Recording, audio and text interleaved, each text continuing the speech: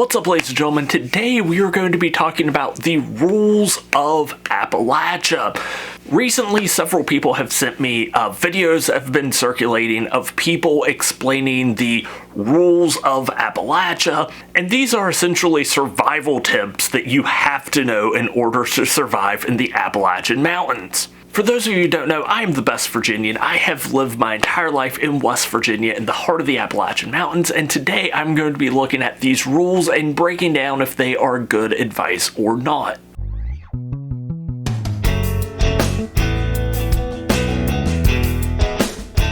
If you know why you're not supposed to whistle while alone in the woods in the Appalachians, go ahead and hit that subscribe button. How are we doing today, ladies and gentlemen? Again, several people have sent me these rules of the Appalachians, and today I'm going to be breaking them down one by one. What do I, as a West Virginian, think of them? And if you like this type of content, go ahead and subscribe, share it with your friends, leave a like.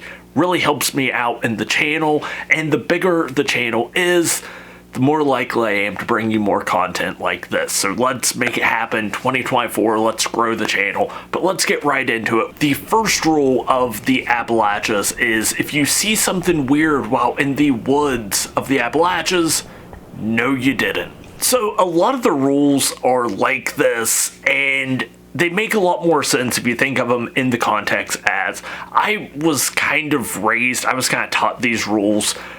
Pretty much everything on here I am familiar with, but I was taught them by the old-timers. For those of you who don't know, the old-timers were essentially people like my grandparents' age, essentially people who grew up around the Great Depression and then served in either World War II or the Korean conflict. A lot of these rules make a lot more sense if you look at it in the context of the people who kind of solidified and made them common Appalachian knowledge. So the first one, if you see something weird in the woods of the Appalachians, no you didn't. It's unnecessarily mysterious. I've seen a lot of comments, it's like, oh, I thought Appalachians weren't afraid of anything. Why would they not do anything if they saw something weird? It's not so much that as much as this is like the hill folk equivalent of snitches get stitches. If you see something in the woods, you're not going to run to the diner and tell everyone there about it. Perfect example, I heard a story about a guy who knew a guy who knew a guy who knew a guy who was out backpacking on land that he thought was owned by his family. He ended up crossing over onto another piece of property and found himself in like a couple acre field that was nothing but, I don't know how I'm gonna make this YouTube friendly, full of apple trees, full of apple plants. He came back, started telling people he went to school with and worked with about it, and surely enough, super small community, one of the people he told was a cousin to the person who owned the field and planted all the apple plants. So yeah, essentially if you see something weird, no you didn't, that's just the hill folk equivalent of snitches get stitches. Good rule of thumb if you understand what it means. The second rule of the Appalachians is if you feel like there is something stalking you while in the woods, do not run. Again, this is kind of unnecessarily like spooky and mysterious, like what is it? What's the thing that's stalking you in the woods? If you're running and acting suspicious, you will draw attention to yourself. This is kind of the opposite of if you've never seen any of the videos where people have like hard hats and the high visibility vest and they're just getting into all sorts of places they're probably not supposed to go, this is essentially the other side of the coin of that. If you feel like you're being followed, if you feel like you're being stalked in the woods of the Appalachians, just act casual. Just keep doing what you're doing. Do not run. Do not draw attention to yourself.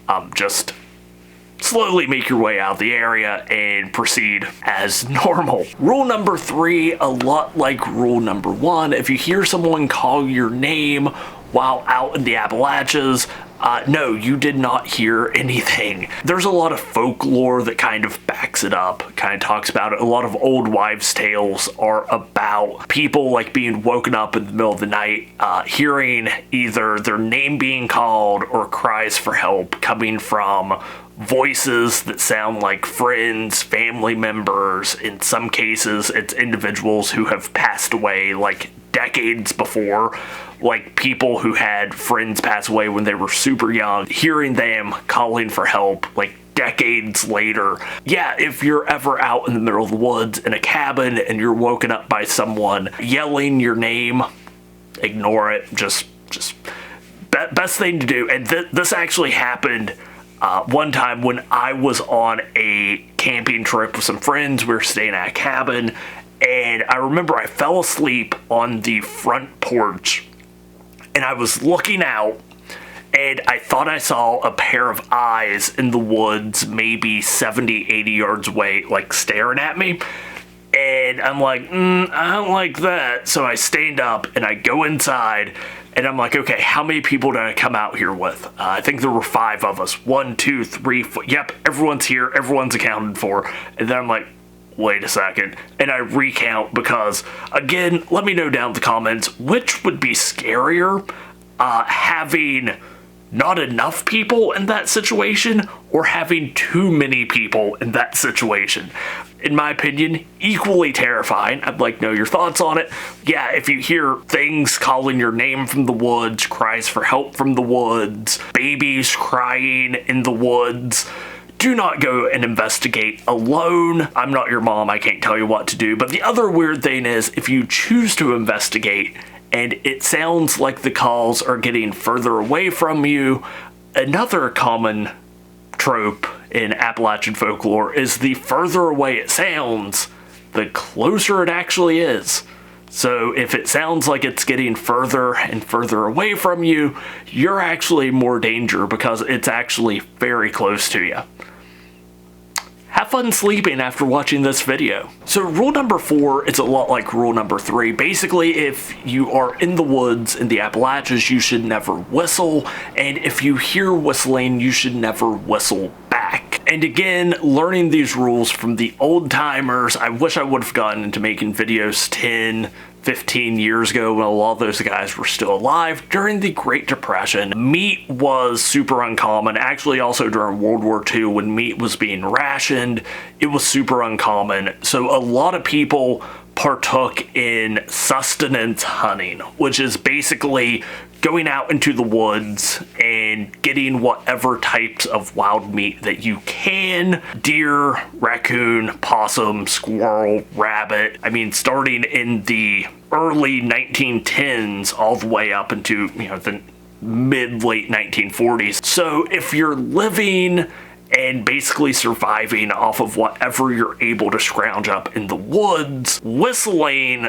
probably meant you weren't in that situation. If we're talking about the Great Depression, it was probably either law enforcement and or revenuers who were out in the woods. And if you heard whistling, you probably wanted to get out of that area.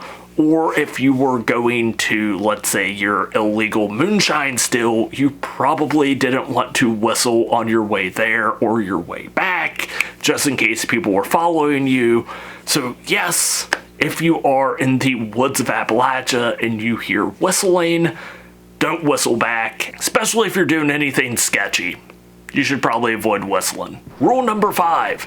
Never go into the woods at night. That is a stupid, horrible rule that was definitely made up by someone not from the Appalachians. No, there's tons of fun stuff to do in the woods of the Appalachians at night. When are you supposed to be looking for Mothman? When are you supposed to be going ghost hunting? When are you supposed to be going frog gigging, night fishing? I mean, come on, no, that's a stupid rule. No, absolutely, if you've never experienced the woods of Appalachia at night, you definitely should. Best thing to do, just go out, miles from civilization, just get to a nice remote area, absolutely no lights around, and just turn off your flashlights and just listen to how alive the woods are. in the middle of the night. It's definitely a unique experience, or getting up at like 4 a.m. so that you can hike out and watch the sun come up over some of the mountains. Yeah, this is definitely a rule that was written by people not from the Appalachians. Ignore that one. Definitely be familiar of your surroundings.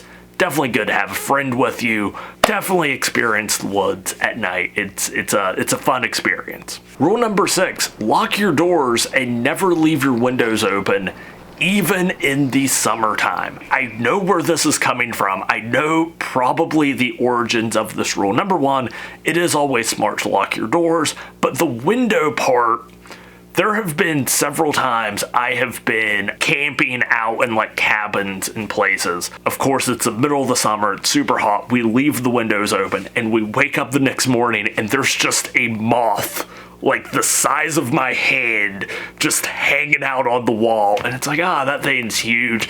It's also happened several times. If you don't have good screens and you sleep with your windows open, you will wake up the next morning and your house will just be infested with bats. That is a thing that does happen, has happened, will continue to happen in the Appalachians. And last but not least, the final rule: never go into the woods alone. Always bring a buddy. Honestly, that's just good advice in general. Why would you want to explore West Virginia or the Appalachians alone? There's so many amazing places. Definitely share them with a friend. So overall, most of these are good advice. I know there's one version of the video someone sent me where at the end they said that in general, the scariest and most dangerous creatures you will ever run into in the woods are people. So this is good advice anywhere. And yes, most of these rules are generally good advice all around, not just here in the Appalachians. I think people apply them to the Appalachians because I think in modern day, a lot of people look at the Appalachians, maybe like the Victorians looked at, the Far East or Egypt. It's a mysterious land, which is kind of cool. At least people are interested in the area. Anyways, I had a lot of fun making this video. If there's any other Appalachian or West Virginia content you would like to see me talk about, react to, let me know. And again, liking, sharing, commenting on these videos very much help. Let's try and grow the channel in 2024 so that I can bring you more awesome content. Maybe next week I'll bring you a little bit of travel video. That's a little bit of a spoiler. But until next time, ladies and gentlemen, don't forget to stay wild and stay wonderful. And I'll talk to you later.